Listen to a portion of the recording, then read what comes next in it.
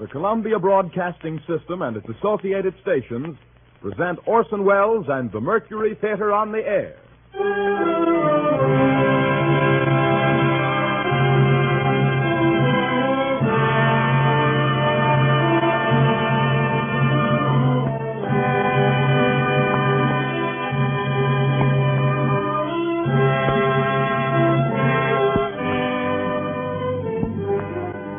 Tonight, for the 20th broadcast in this series of great narratives dramatized, produced, and directed by Orson Welles, we turn again to one of the classics of the last century, The Pickwick Papers by Charles Dickens. Orson Welles and the Mercury Theater on the air in The Pickwick Papers, starring Orson Welles as Alfred Jingle and Sergeant Buzz Fuzz.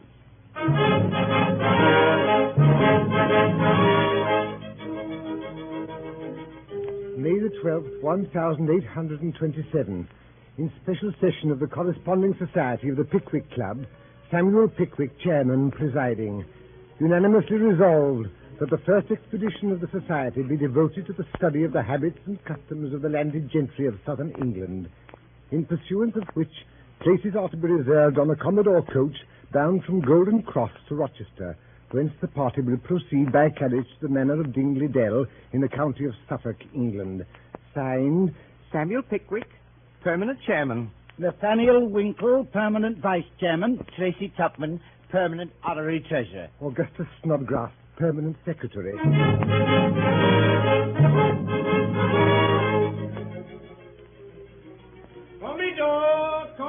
Commodore Express coach starting now for Slough, Chapel, Brompton, Eton, Gwilym, Rochester. Bright and still was the day, balmy the air, and beautiful the appearance of every object as our illustrious chairman rose from his bed in Goswell Street and proceeded to put himself into his clothes and his clothes into his portmanteau. As he sat down to breakfast, a casual observer might possibly have remarked nothing extraordinary in the bald head and circular spectacles, which were intently turned towards the grilled kidney that lay on the plate before him. To those who knew that the gigantic brain of Pickwick was working beneath that forehead, and that the beaming eyes of Pickwick were twinkling behind those glasses, the sight was indeed an interesting one. And how much more interesting did the spectacle become when, starting into full life and animation, he rose from the table, seized his portmanteau, inserted a telescope in his greatcoat pocket and a notebook in his waistcoat, and bade a hearty farewell to Mrs. Bardell, his landlady, and started for the street. 6 minutes later, he reached the Golden Cross. Commodore Express coach starting now for Slough, Chapel, Brompton, Eton, Gwilym, Rochester. Bless me, that's our coach. This way, Mr. Pickwick, this way. Hurry there, hurry, Mr. Pickwick. Oh, Mr. Pickwick, Mr. Hey Pickwick! there, my portmanteau, my portmanteau! Already seated in the coach was a tall, thin young man in a shiny green coat. It was buttoned closely up to his chin, and no old stock without a vestige of shirt ornamented his throat. His face was thin and haggard. Welcome, gentlemen. Welcome, entirely welcome. Charming company. Pleasant journey. Lots of room. Brown paper parcel here. That's all. Other luggage gone by water. Packing cases nailed up. Big houses. Heavy. Blasted heavy. A moment later, we came out under the low archway which formed the entrance to Holborn Bridge. Yes, sir. That's right. Take care of your heads. Terrible place, this. Dangerous work. Other day, 5 children. Mother, tall lady, eating sandwiches. Forgot the arch. Crash. Knocked. Children look around. Mother's head off. Sandwich in her hand. No mouth to put it in. Head of a family off. Shocking. Makes you think, eh, sir? Glad to meet you. Name is Jingle. Alfred Jingle. Yours, sir? Samuel Pickwick, sir. Philosopher, sir? An observer of human nature, sir. So am I. Most people are when they've little to do and less to get. Poet, sir? My friend, Mr. Augustus Snodgrass here, has a strong poetic turn. So have I. Epic poem, 10,000 lines, Revolution of July, composed on the spot. Mars by day, Apollo by night, bang the field piece, twang the lyre. You were present at that glorious scene, sir. Present? Snodgrass? Think I was. Fired a musket, fired with an idea, rushed into wine shop, wrote it down, back again, whiz, bang, another idea, wine shop again. again, pen and ink, back again, cut and slash. Noble time, sir. Sportsman, Mr. Pickwick? My friend, Mr. Nathaniel Winkle here, is a famous sportsman. Fine pursuit, sir, fine pursuit. Dog, sir? Not just now. You should keep dogs, Winkle. Fine animals, sagacious creatures. Dog of my own once. Pointer, surprising instinct. Out shooting one day. Entering enclosure. Whistle. Dog stopped. Whistled again. Ponto. No go. Stock still. Called it again. Ponto. Ponto. Wouldn't move. Dog transfixed. Staring at the board. Looked up. Saw an inscription. Gamekeeper has orders to shoot all dogs found in his enclosure. Wouldn't pass it. Wonderful dog. Valuable dog, that, sir. Very. Singular circumstance, that, Mr. Jingle. Will you allow me to make a note of it? Certainly, sir, certainly. 100 more anecdotes, the same animal. Fine girl in that carriage, sir. Do you, favor the sex, sir? Mr. Tracy Tupman here. Oh, Mr. Jingle. Irresistible creatures. English girls, Tupman, not so fine as Spanish. Noble creatures, Spanish girls. Jet hair, black eyes, lovely forms. Sweet creatures, beautiful. You've been in Spain, sir? Lived there. Ages. Many conquests, sir? Conquests, thousands. Don Bellaro Fisgig, grandee, only daughter, Donna Christina, splendid creature, loved me to distraction, jealous father, high-souled daughter, handsome Englishman, Donna Christina in despair, prussic acid, stomach pump in my portmanteau, operation performed, old Bellaro in ecstasies, consent to our union, join hands and flood of tears. Romantic story, very. Is the lady in England now, sir? Dead, sir, dead. Never recovered the stomach pump, undermined constitution, fell a victim. And her father? Remorse and misery, sudden disappearance, talk of the whole city, search made everywhere without success, public fountain in the great square suddenly ceased playing, weeks elapsed, still a stoppage, workmen employed to clean it, water drawn off, father-in-law discovered sticking headfirst in the main pipe with full confession in his right boot. Took it out, and the fountain faded away again as well as ever. Will you allow me to note that little romance down? Certainly, sir, certainly. 50 more if you'd like to hear them. Strange life, sir, mine. Rather curious history. Not extraordinary, but singular. Very singular.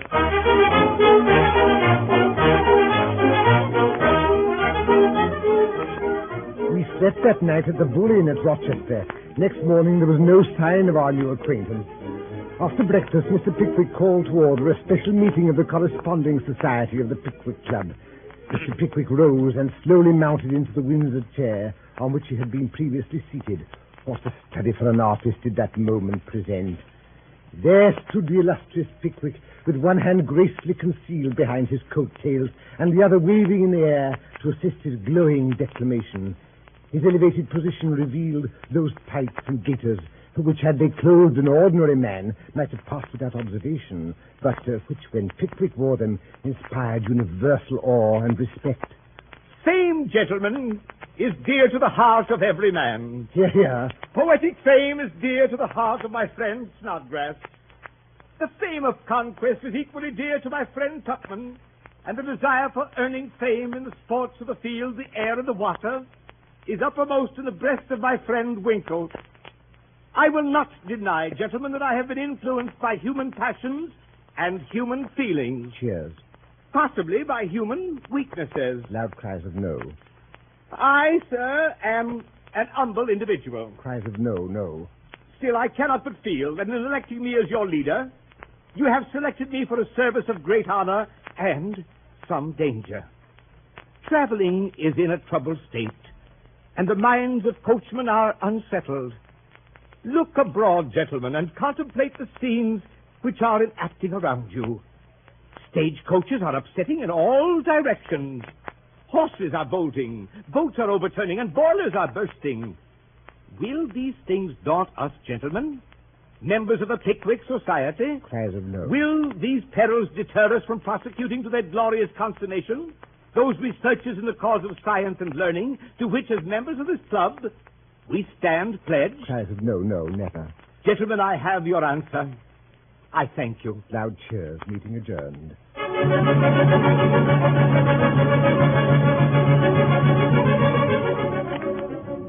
It was late in the afternoon when we reached Dingledale. On the doorstep stood our host, Mr. Wardle. Beside him stood an enormous red-faced boy with his eyes closed. Hey there! Hello! Hello. Why, where have you been? We've been waiting for you all day. Well, you do look tired. Not hurt, I hope, eh? No? Well, I'm glad to hear that. Very, very glad to be sure. Joe! Wake up, Joe! Yes, sir. Let down the steps to the gentleman's shade. Yes, sir. Our friend Winkle had a little trouble. Unusually large horse. Spilt, eh, Mr. Winkle? Never mind. Common accident in these parts. Joe! Blast that boy, he's gone to sleep again. Hey, Joe! Joe! Oh, well, gentlemen, we'll soon have you put to rights. This way, welcome to Dingley Hall. Joe! Joe! Well, I'll be blowed if that boy hasn't fallen asleep again.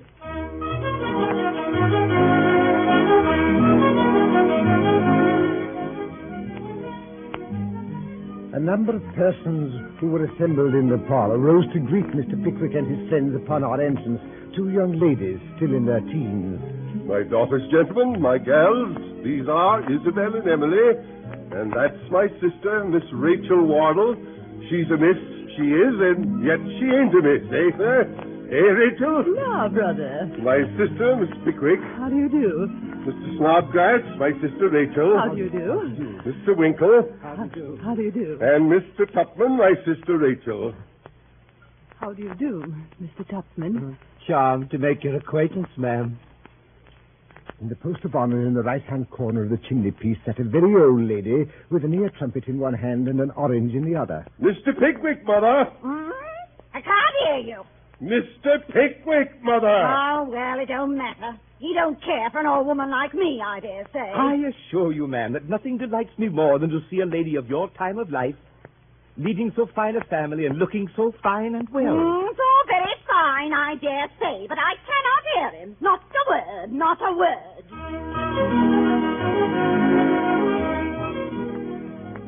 At the vast dinner table that night, Mrs. Wardle occupied one end of the table. At the other end sat Mr. Wardle and Mr. Winkle, myself between the two girls, and on the other side, Miss Rachel Wardle and Mr. Tupman. Do you think my niece is pretty, Mr. Tupman? Oh, I should if their aunt wasn't here. You naughty man. But really, if their complexions were a little better, don't you think they'd be nice-looking girls by candlelight? Oh, yes, I think they would. Oh, you quiz. I know what you were going to say. What, ma'am? You were going to say that Isabel stoops. I know you were. You men are such observers. Well, so she does. It can't be denied. I often tell her that when she gets a little older, she'll be quite frightful. Well, you are a quiz. What a sarcastic smile you have, Mr. Tupman. I declare I'm quite afraid of you. Afraid of me, ma'am? Oh, you can't disguise anything from me. I know what that smile means very well. What, ma'am? You mean that you don't think Isabel's stooping is as bad as Emily's boldness. Well, she is bold. You cannot think how wretched it makes me sometimes. I'm sure I cry about it for hours together. Oh, Mr. Tupman, I know what you're thinking now. Oh, Joe, wake up, Joe. Oh, Mr. Snodgrass, you're closest to him. Be good enough to pinch him, sir. In the leg, if you please. Nothing else quite wakes him up. Oh, thank you. Joe, open another bottle of wine and pass it to the gentleman. Joe! Yes, sir. Are you awake? Yes, sir. Blast the boy. Very extraordinary boy, that. Does he always sleep in this way? Sleep, Pickwick? He's always asleep. Goes on errands asleep and snores as he cleans the silver. Oh, very odd. Odd indeed. I'm proud of that boy. Wouldn't part with him on any account. He's a natural curiosity. Dear Joe, wake up, Joe!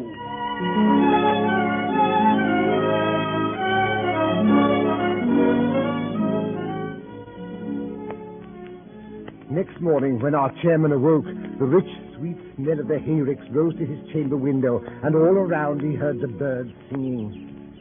Hello! Hey, Pickwick! Hello! How are you? Wardle! Is that you? I'm out in the garden. Beautiful morning.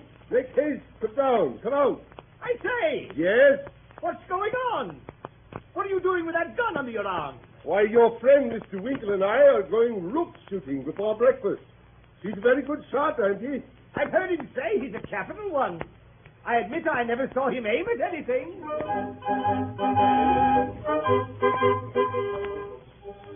Now then, all ready, Winkle? I say, wait a minute. What are those boys doing climbing those trees? Only to stop the game. To what? Why, in plain English, Mr. Tupman, to frighten the rooks. Oh, is that all? Very well. Shall I begin, Mr. Winkle? If you please. Stand aside, then. Now for it. Oh, hey, you got one, sir. Take him up, Joe. Now, Winkle, your turn. By the way. Blasted, my gun misfired. Odd. I never knew one of my guns to misfire before. Let me see it. Why, I don't see anything of the cap. Oh, bless my soul. I declare I forgot the cap. Well, here you are. Here's the cap. Try again. Now ready. All right, boys. Oh! What's wrong? Oh, good heavens. What happened? I'm not sure, Mr. Wardle, but I think I've just killed Mr. Tupman.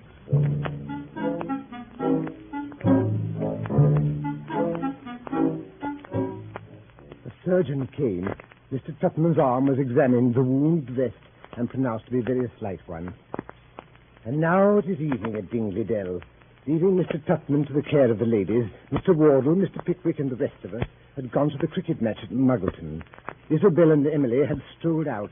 The deaf old lady had fallen asleep in her chair. From the distant kitchen penetrated the low and monotonous sound of the fat boy.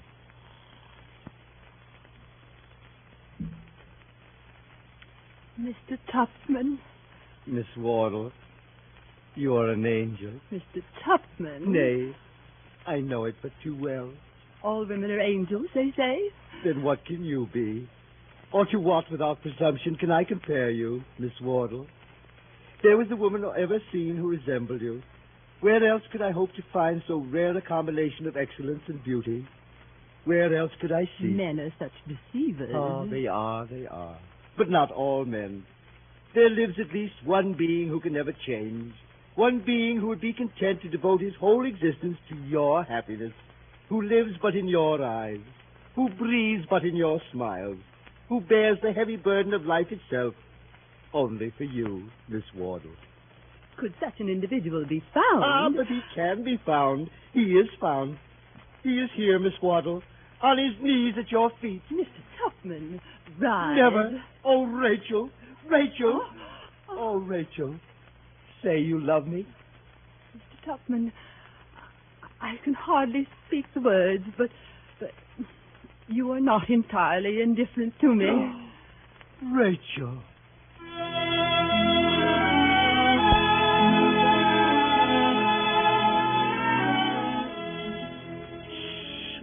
This is Wardle! This is Wardle! Oh, gracious. What is it, Joe? Oh, Mrs. Now, Joe, I'm sure I've always been a good mistress to you, Joe. You've invariably been treated very kindly. You've never had too much to do, and you've always had enough to eat. I know he has. But oh, Mrs. Then what can you want to do now? I wants to make your flesh creep. What do you think I see in the arbor just now? Bless us, what? The strange gentleman, him as had his armor, a-kissing and a-hugging. Oh, Joe. None of the servants, I hope. Worse than that. Not one of my granddaughters. Worse than that. Worse than that. Who was it, Joe? Miss Rachel. What? Speak louder. Miss Rachel. My daughter? And she suffered it? Yes, ma'am, and what's more, I see her a-kissing of him again. Oh!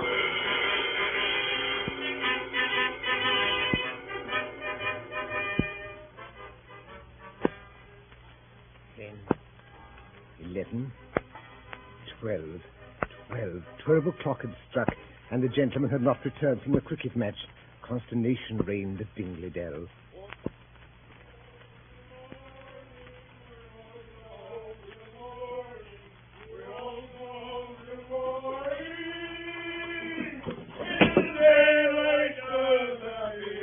My goodness! Is anything the matter? Nothing the matter. We're all right. I say, Wardle, we're all right, aren't we?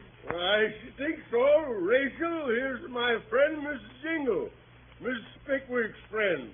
Miss Jingle has come on a little visit to Dingley Dell. Nothing the matter, ma'am. No cause for alarm in feminine breasts, none whatsoever. Cricket dinner, glorious party, capital songs, old port, claret, good, very good wine, ma'am. Wine, wine. We won't go home till morning. We won't go home till morning. We won't go home till morning. Till daylight doth appear.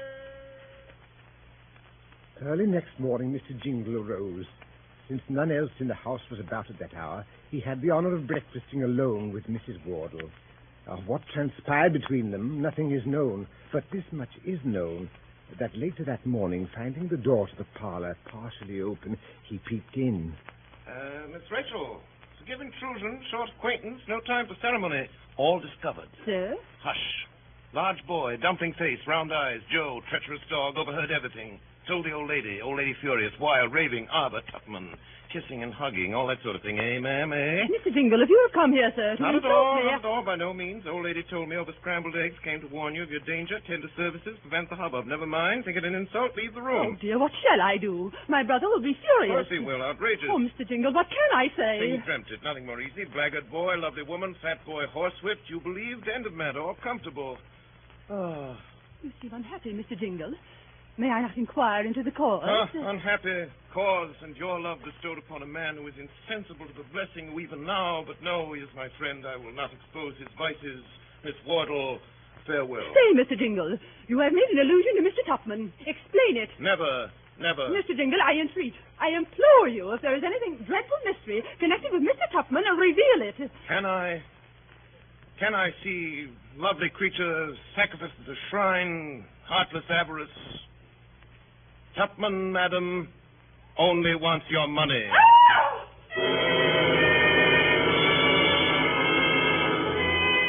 Oh, Mr.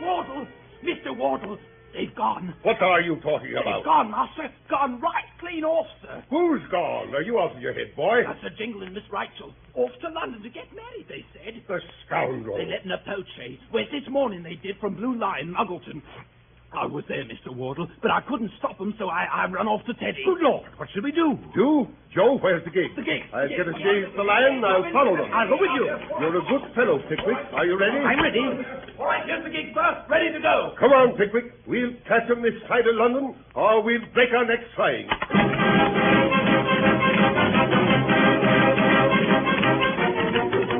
Hey, Blue Lion!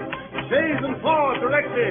Out with them, hurry! Right you are, Mr. Wardle. Now, boys, chase the four out. Big height from the line there. How much are they ahead? Oh, about 2 hours. Which way did they go? London Road, sir. London Road. In you get, Pickwick.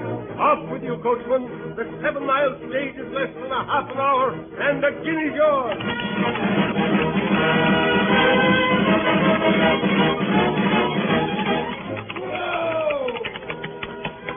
Hey there. Hey, have you seen the chaise come in? I did, sir. Not more than an hour ago. Lady and gentleman? Yes, sir. Tall gentleman, clean coat, long legs, thin body? Yes, sir. Elderly lady, thin face, rather skinny, eh? Yes, sir. By heaven, Wardle, it's them. It is, Pickwick. It is, by Jove. Chaise and four instantly. Give me a piece, boys. Give me a piece.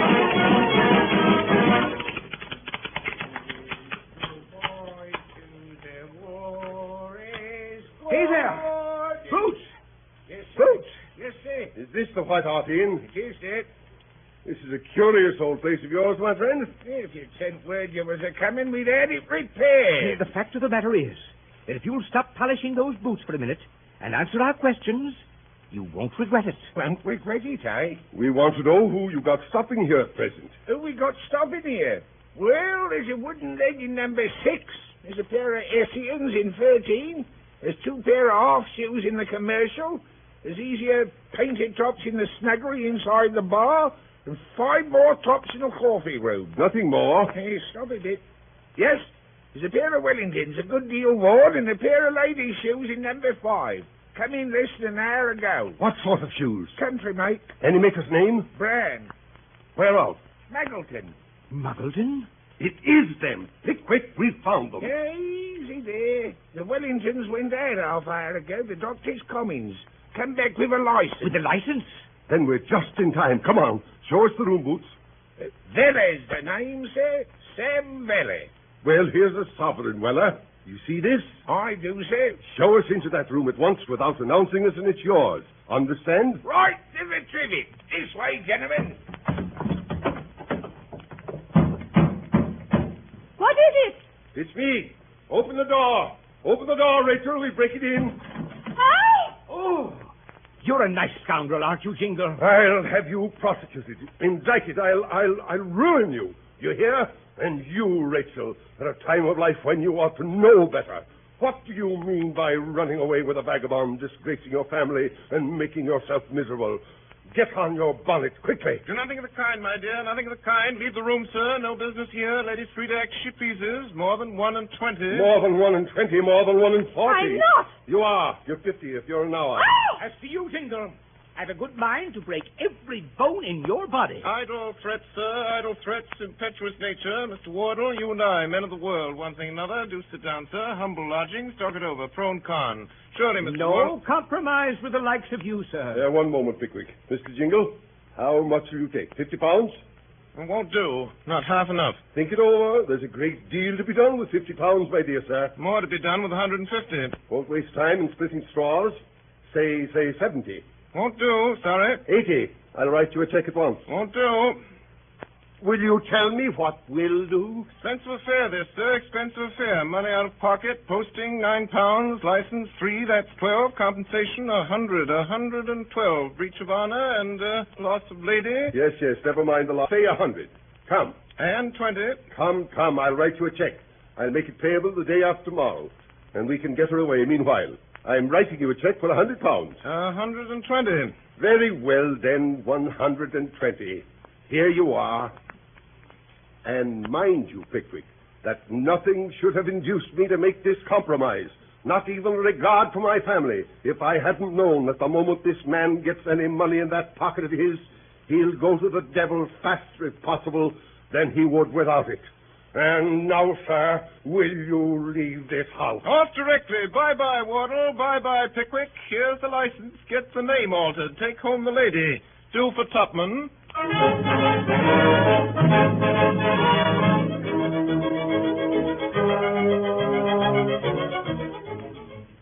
CBS and its affiliated stations are presenting Orson Welles and the Mercury Theater on the air in an original dramatization of Charles Dickens' Pickwick Papers. We pause a moment now for station identification. This is the Columbia Broadcasting System.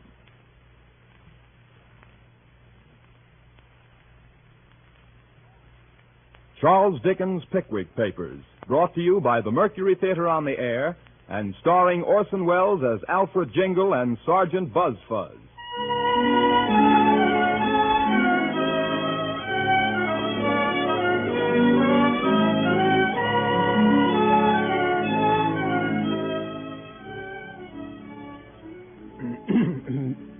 August the 25th, 1827.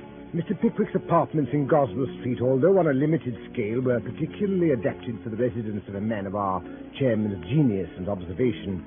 There were no children in the house, no servants, no fowls.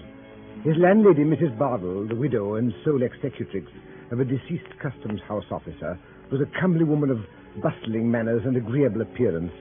The infantine sports and the gymnastic exercises of Master Bardell, her son, aged 10, were exclusively confined to the neighboring pavements and gutters. Cleanliness and quiet reigned throughout the house, and in it the will of Mr. Pickwick, our chairman, was law. Mrs. Bardell? Mrs. Bardell. Sir? Your little boy is a very long time going. It's over an hour since I sent him out. Why, it's a good long way to the White Hart Inn, sir. A good 2 miles. Ah, very true, so it is. Mrs. Bardell. Sir? Mrs. Bardell, do you think it a much greater expense to keep 2 people than to keep 1? La, Mr. Pickwick, what a question. Well, but do you, Mrs. Bardell? That depends. That depends a good deal upon the person, you know, Mr. Pickwick, and whether it's a saving and careful person, sir. That's very true. But the person I have in my eye, Mrs. Bardell, I think possesses these qualities and has, moreover, a considerable knowledge of the world and a great deal of sharpness. Mrs. Bardell, which may be of material use to me. La, Mr. Pickwick. To tell you the truth, Mrs. Bardell, I have made up my mind. Dear me, sir. You will think it very strange now that I ever consulted you about the matter and never even mentioned it till I sent your little boy out this morning, eh? Well, what do you think, Mrs. Bardell? Oh, Mr. Pickwick, You're very kind, sir. It will save you a good deal of trouble, won't it? Oh, I never thought anything of the trouble, sir. And of course I should take more trouble to please you then than ever. But it is so kind of you, Mr. Pickwick, to have so much consideration for my loneliness. Oh, to be sure. I never thought of that. When I'm in town, you'll always have somebody to sit with you. To be sure, so you will. I'm sure I ought to be a very happy woman. And your little boy. Bless his heart. He, too, will have a companion, a lively one, who'll teach him, I'll be bound, more tricks in a week than he would ever learn in a year. Oh, you dear. Oh, you kind, good, playful dear. Mrs. Bardell. Oh, you darling. Mrs. Bardell, what are you doing? Oh, Mrs. Bardell, your arms. You're Oh, choking you me. dear, dear Bless my thing. soul, Mrs. Bardell. My good woman. Oh, dear me, what a situation. Pray consider. Please, Mrs. Bardell, don't if anybody should come. Oh, let them come. I'll never leave you. You dear, good, kind Oh, soul. Mr. Bardell, let me go, will you? I Oh, hear somebody coming dear up the Mr. stairs. Don't. Pickwick. There's a good creature. Don't. Good great heavens! Well, for heaven's sake. Lord. Gentlemen, Why, what's the matter? I don't know. Stop staring, Snodgrass. Tupman, Winkle, come here. Help me. Let's lead this woman downstairs. I'm better now, Mr. Pickwick. Let me lead you downstairs, ma'am. Thank you, sir. Thank you. I'll go by myself. I'd rather go by myself. Oh, Mr. Pickwick. Dear Mr. Pickwick. I cannot conceive, gentlemen. I cannot conceive what has been the matter with that woman. I was merely trying to announce to her my intention of hiring a manservant when she fell into the extraordinary paroxysm in which you found her. Very, very extraordinary thing. Very. Very. Placed me in such an extraordinarily awkward situation. Very. Very. Very. Gentlemen, fellow members, surely you don't suspect me. There's a man at the door now. It's the man I spoke to you about. A most remarkable fellow. I sent for him up at the White Hart Inn this morning. Come in. Good morning, gentlemen. Gentlemen, this is Mr. Weller, Sam Weller. You remember me, I suppose? From the White Hart? I should think so. Queer customer, that there Jingle. But he was one too many for you, wasn't he? Up to snuffing a pinch or two over, eh? Never mind that matter now. I want to speak to you about something else. Sit down. Thank you, sir. Business first and pleasure afterwards, as King Richard III said when he stabbed t'other king in the tower afore he smothered the babies. Now, with regard to the matter on which I sent for you, Mr. Weller... That's the point, sir. That is it. As the father said to the child when he swallowed an ape name. We want to know in the first place whether you have any reason to be discontented with your present situation. Before I answers that there question, gentlemen, I should like to know, in the first place, whether you're going to provide me with a better. I have half a mind to engage you myself. Have you, though? Wages? £12 a year. Clothes? 2 suits. Work? To attend upon me and travel about with me and these gentlemen here. Do you accept the situation? The terms is agreed on. I'm let to a strange gentleman, and if the clothes fits me off as well as the place, they'll do. Take the bill, Dan.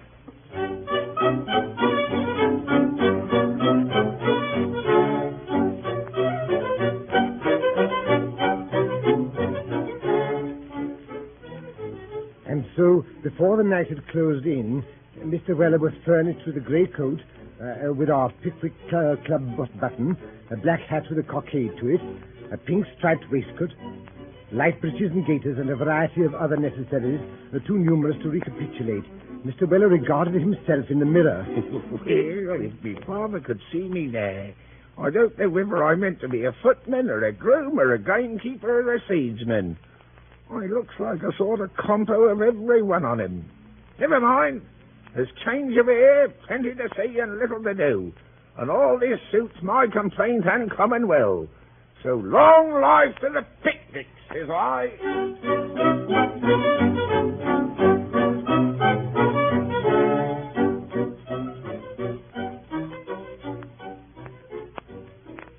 The next morning, led by Mr. Pickwick and accompanied by his new servant, the 3 active members of the illustrious Pickwick Club climbed upon the upper seat of the Bristol coach, little suspecting how thickly the clouds were at that moment gathering about the head of their illustrious chairman, 3 days later, whilst they sat at breakfast in the tap room of the George and Vulture, the storm broke.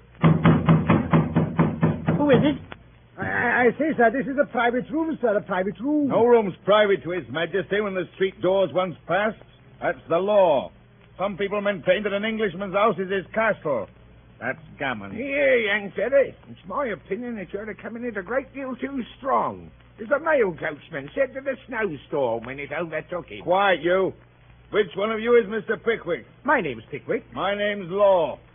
What? Law, civil power, and executive. Them's me titles. There's me authority. In the name of the peace of our suffering Lord the King, studied on that case, made and provided, and all regular. In pursuance of which I deliver to you, Pickwick, this communication. What do you mean by this insolence?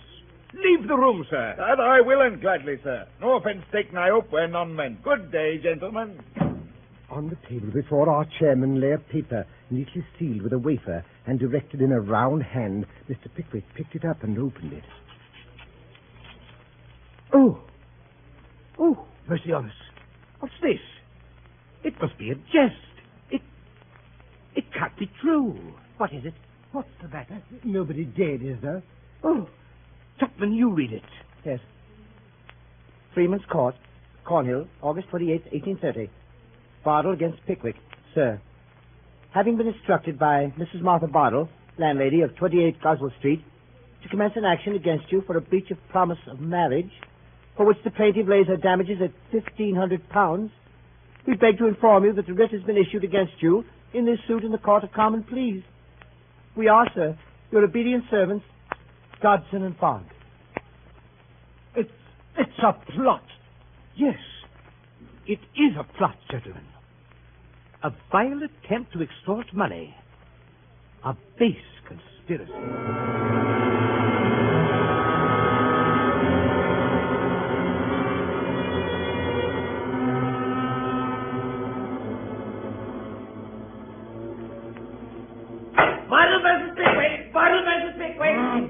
Sergeant Vice. I'm to the plaintiff, Lord. Who is with you, Brother Busbuzz? Mr. Simpkins, rise, Mr. Simpkins. Sergeant Snubbin. I appear for the defendant, my lord. Anybody with you, Brother Snubbin? Mr. Funky, my lord. Sergeant Buzzfuzz and Mr. Skunkan for the plaintiff. For the defendant, Sergeant Snubbin and Mr. Monkey. Beg your lordship's pardon, Funky.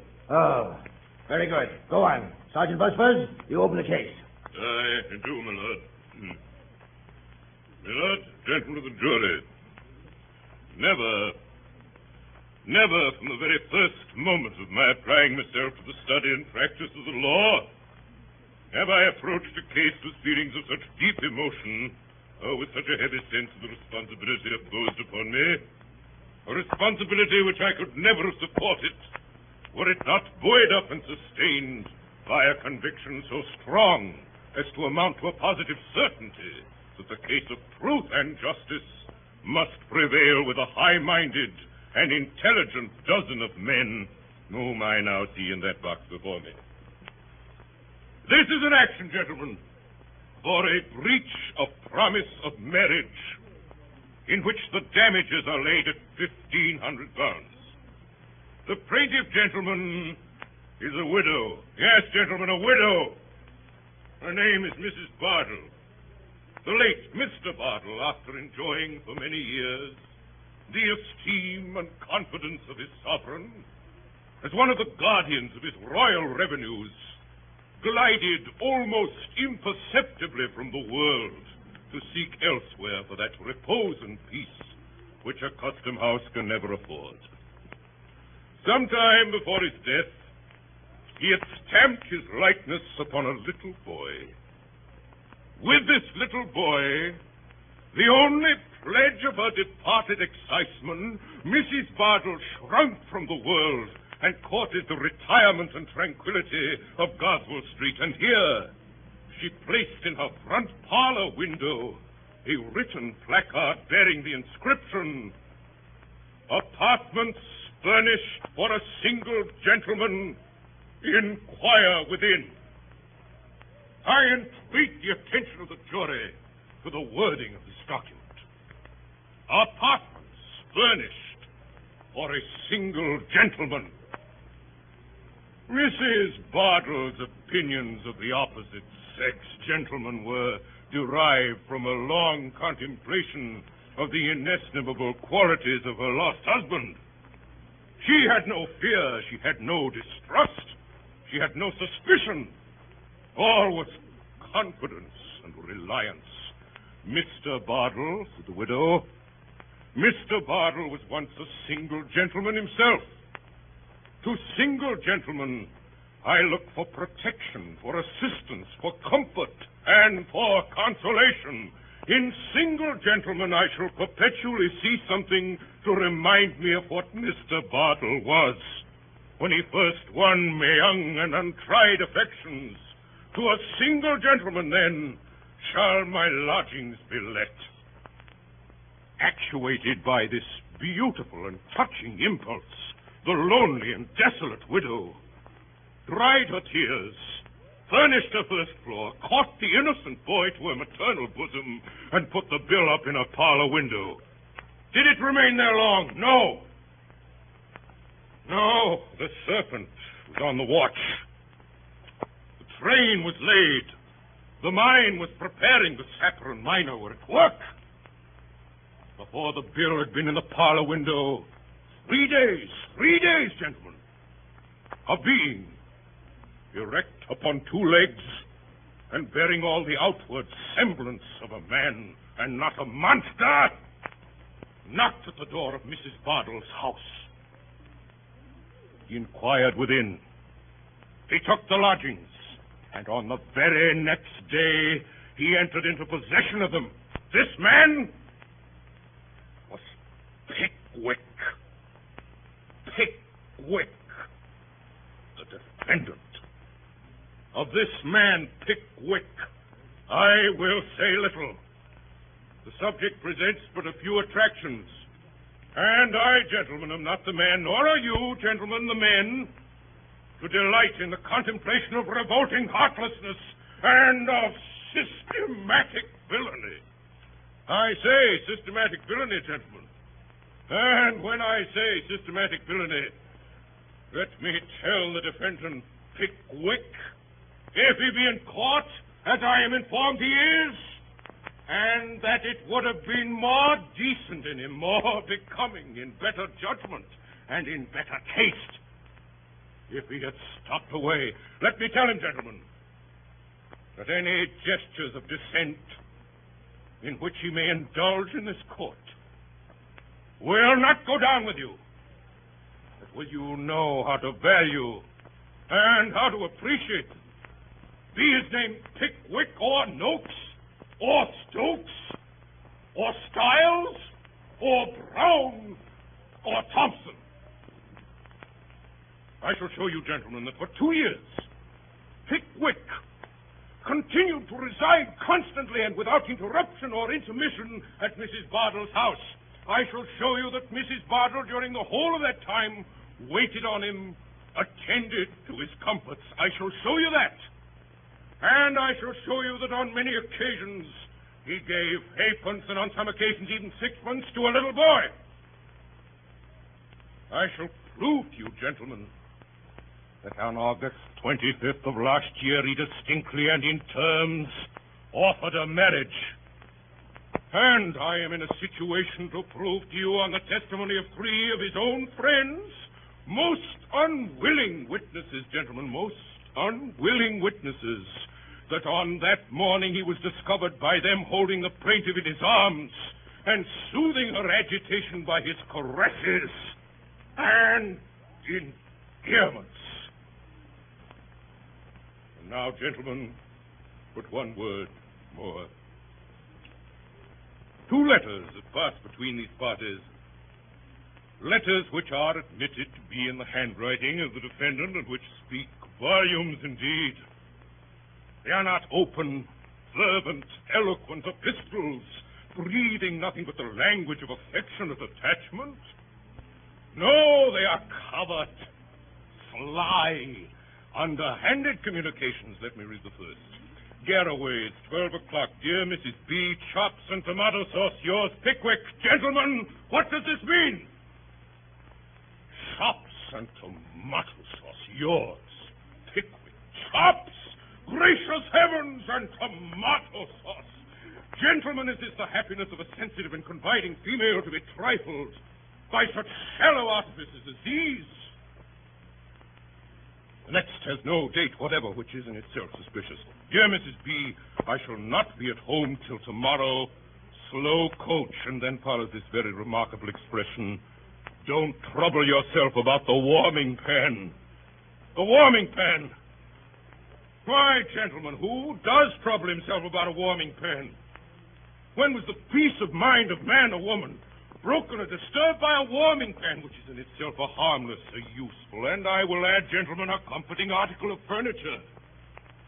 Why is Mrs. Bardell so earnestly entreated not to agitate herself about this warming pan unless, as is no doubt the case, it is a mere cover for hidden fire, a mere substitute for some endearing word or promise agreeably to a preconcerted system of correspondence artfully contrived by Pickwick with a view to his contemplated desertion, and which I am not in a condition to explain. But not of this, gentlemen. It is difficult to smile with an aching heart. It is ill jesting when our deepest sympathies are awakened. My client's hopes and prospects are ruined, but Pickwick, gentlemen, Pickwick, the ruthless destroyer of this domestic oasis in the desert of Goswell Street, Pickwick, who has choked up the well and thrown ashes on the sward, Pickwick, who comes before you today with his heartless tomato sauce and warming pans, Pickwick still rears his head with unblushing effrontery and gazes without a sigh on the ruin he has made. Damages. Damages, gentlemen. Heavy damages is the only punishment with which you can visit him, the only recompense you can award to my client. And for those damages, she now appeals to an enlightened, a high-minded, a rightful feeling, a conscientious, a dispassionate, a sympathizing, a contemplative jury of her civilized countrymen. First witness, Tracy Tupman. Tracy Tupman. Nathaniel Winkle. Nathaniel Winkle. Here, Your Honor. Now, don't look at me, sir. Look at the jury. Now, sir, have the goodness to let his lordship and the jury know what your name is, will you? Winkle. What's your Christian name, sir? Nathaniel, sir. Daniel? Any other name? Nathaniel, sir. My lord, I mean. Nathaniel Daniel or Daniel Nathaniel? No, my lord. Only Nathaniel, not Daniel at all. What did you tell me it was Daniel for, then, sir? I didn't, my lord. You did, sir. How could I put Daniel down in my notes unless you told me so, sir? I don't know, Your Honor. You'd better be careful, sir. Now, Mr. Winkle, attend to me if you please, sir.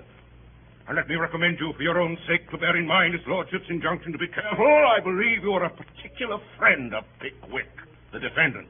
Are you not? I have known Mr. Pickwick now as well as I recollect at this moment. Pray, Mr. Winkle, do not evade the question. Are you or are you not a particular friend of the defendant? I just about... Will you or will you not answer the question, sir? If you don't answer the question, you'll be committed, sir. Come, sir, yes or no, if you please. Yes, I am. Yes, you are. Why couldn't you say so at once, sir? Perhaps you know the plaintiff, too, eh, Mr. Winkle? I don't know her. I have seen her. Oh, you don't know her, but you've seen her. Now have the goodness to tell the gentlemen of the jury what you mean by that, Mr. Winkle. I mean that I am not intimate with her, but I have seen her when I went to call on Mr. Pickwick in Goswell Street. Pray, Mr. Winkle, do you remember calling on the defendant Pickwick at these apartments in the plaintiff's house in Goswell Street on one particular morning in the month of August last? Yes, I do. Were you accompanied on that occasion by a friend of the name of Tupman and another by the name of Snodgrass? Yes, I was. Are they here? Yes, they Pray are. attend to me, Mr. Winkler, never mind your friends. Now, sir, Tell the gentlemen of the jury what you saw on entering the defendant's room on this particular morning. Come out with it, sir. We must have it sooner or later. The defendant, Mr. Pickwick, was holding the plaintiff in his arms with his hands clasping her waist, and the plaintiff appeared to have fainted away. Did you hear the defendant say anything? I heard him call Mrs. Bardell a good creature, and I heard him ask her to compose herself. For what a situation it was if anybody should come, or words to that effect. Now, Mr. Winkle, I have only one more question to ask you, and I beg you to bear in mind his lordship's caution. Will you undertake to swear that Pickwick, the defendant, did not say on the occasion in question, "My dear Mrs. Bardell, you're a good creature. Compose yourself to this situation, for to this situation you must come," or words to that effect? I didn't understand him so, certainly. I was on the staircase and couldn't hear distinctly. The impression on my mind... Gentlemen of the jury, what none of the impressions on your mind, Mr. Winkle, which I fear would be of little service to honest, straightforward men. You were on the staircase and didn't distinctly hear, but you will not swear that Pickwick did not make use of the expressions I've quoted. Do I understand that? No, I will not. That is all, Your Honor. Call Samuel Weller. Samuel Weller! Samuel Weller? Witness. Yes, me lord? What's your name, sir? Sam Weller, me lord. You spell it with a V or a W? It depends upon the taste and fancy of the speller, me lord. I never had occasion to spell it more than once or twice in my life. But I spells it with a V. Quite right, too, Sammy Bill, quite right. Put it down a V, me lord. Put it down a V. Who is that? Who dares to address the court? Usher! Usher! Yes, my lord. Bring that person here instantly. Yes, my lord. Witness, do you know who that was? I rather suspect it was the Alden. Who? Me father, me lord. Do you see him here now? No, I don't, me lord. If you could have pointed him out, I would have committed him instantly. Sergeant Busbuzz, your witness. Now, Mr. Weller. Now, sir? I believe you are in the service of Mr. Pickwick, the defendant in this case. Speak up, if you please, Mr. Weller. I means to speak up, sir. I am in the service of that there gentleman. And a very good service it is, too. Little to do and plenty to get, I suppose. Quite enough to get, sir. As the soldier said when they ordered him 350 less. You must not tell us what the soldier or any other man said, sir. It's not evidence. Very good, me lord. Do you recollect anything particular happening on the morning when you first engaged by the defendant? Eh, Mr. Weller? Yes, I does, sir. Have the goodness to tell the jury what it was. I had a regular new fit out of clothes that morning, gentlemen of the jury. And that was a very particular and uncommon circumstance with me in them days. You had better be careful, sir. So Mr. Pickwick said at the time, me lord. And I was very careful of that there suit of clothes. Very careful indeed, me lord. Do you mean to tell me, Mr. Weller, that you saw nothing of this fainting on the part of the plaintiff in the arms of the defendant, which you have heard described by the witnesses? Certainly not. I was in the passage till they called me up, and then the old lady wasn't there. Now attend, Mr. Weller. You were in the passage, and yet saw nothing of what was going forward. Have you a pair of eyes, Mr. Weller? Yes, I have a pair of eyes, and that's just it. If they was a pair of patent double-million magnifying gas microscopes of extra power, perhaps I might be able to see through a flight of stairs and a deal door. But being only eyes, you see, my vision's limited. Now, Mr. Weller, I'll ask you a question on another point, if you please. If you please, sir. Do you remember going up to Mrs. Bardell's house one night in August last? Oh, yes, very well. Oh, you do remember that, Mr. Weller. I thought we should get at something at last. I rather thought that too, sir. Well, I suppose you went up to have a little talk about this trial, eh, Mr. Weller? I went up to pay the rent, but we did get a talking about the trial. Oh, you did get a talking about the trial. Now, what passed about the trial, will you have the goodness to tell us, Mr. Weller? With all the pleasure in life, sir. After a few unimportant observations from the two virtuous females as was there, the ladies gets into a very great state of admiration at the honourable conduct of Mr. Dodson and Fogg, Them two gentlemen as is sitting near you now. The attorneys for the plaintiff, my lord. Well, they spoke in high praise of the honorable conduct of Messrs. Dodson and Fogg, the attorneys for the plaintiff, did they? Oh, yes. They said what a very generous thing it was of them to have taken up the case on spec and to charge nothing at all for costs, unless they got him out of Mr. Pickwick. My lord, it's perfectly useless attempting to get any evidence through the impenetrable stupidity of this witness.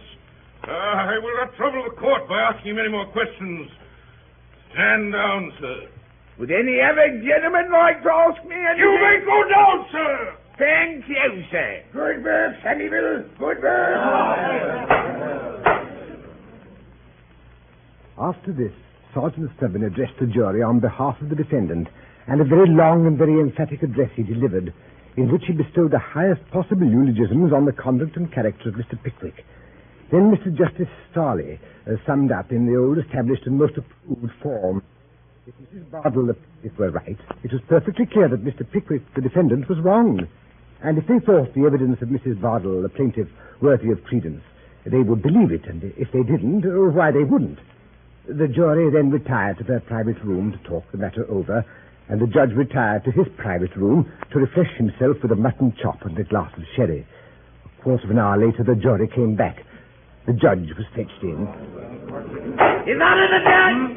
Gentlemen of the jury, are you all agreed upon your verdict? We are. Do you find for the plaintiff or for the defendant? For the plaintiff. With what damages, gentlemen? £750. Defendant, have you anything to say? Mr. Pickwick took off his spectacles, carefully wiped the glasses, folded them into his case, and put them into his pocket. Then, having drawn on his gloves with great nicety, he rose to his feet. I wish to say, my lord, that not one farthing of costs or damages will you ever get from me. You may try and try and try again, Messrs. Dodson and Fogg, but not one penny will you get if I spend the rest of my existence in a debtor's prison.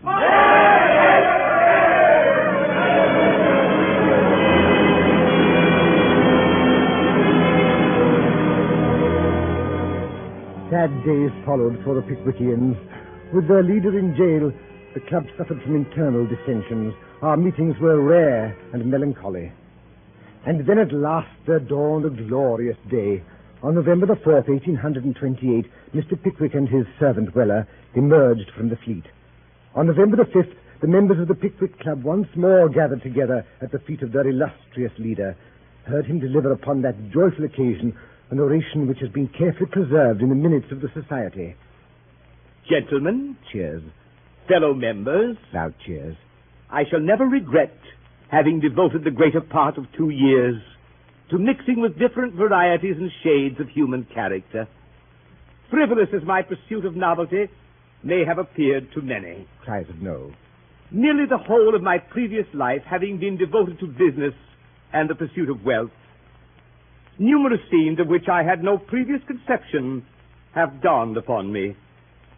I hope to the enlargement of my mind and the improvement of my understanding. Cheers. If I have done but little good, I trust I have done less harm, and that none of my adventures will be other than a source of amusing and pleasant recollection to me in the decline of life. God bless all. Loud and prolonged cheering.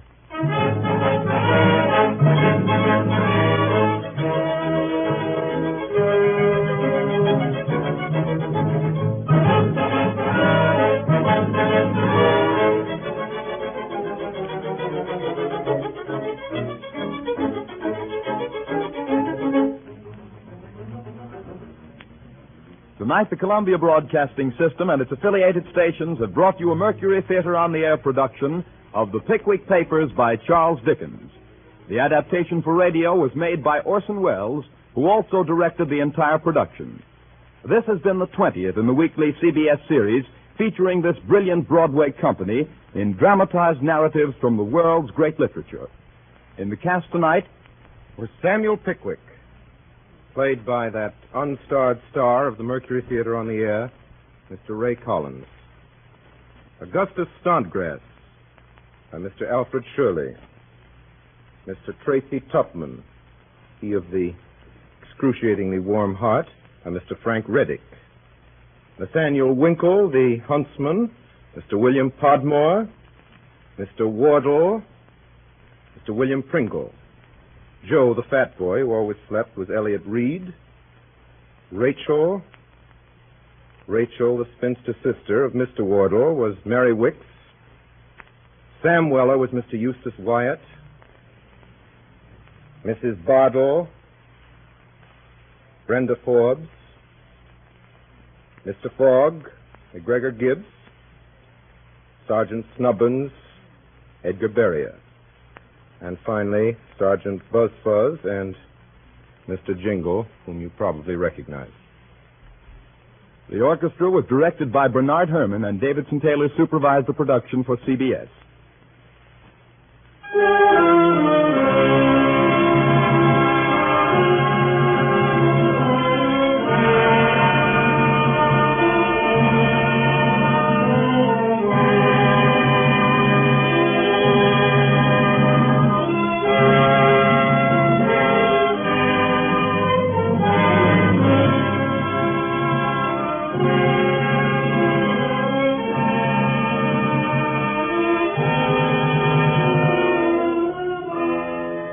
We invite you to be with us next Sunday at 8 o'clock Eastern Standard Time for Orson Welles and the Mercury Theater on the Air. Dan Seymour speaking. This is the Columbia Broadcasting System.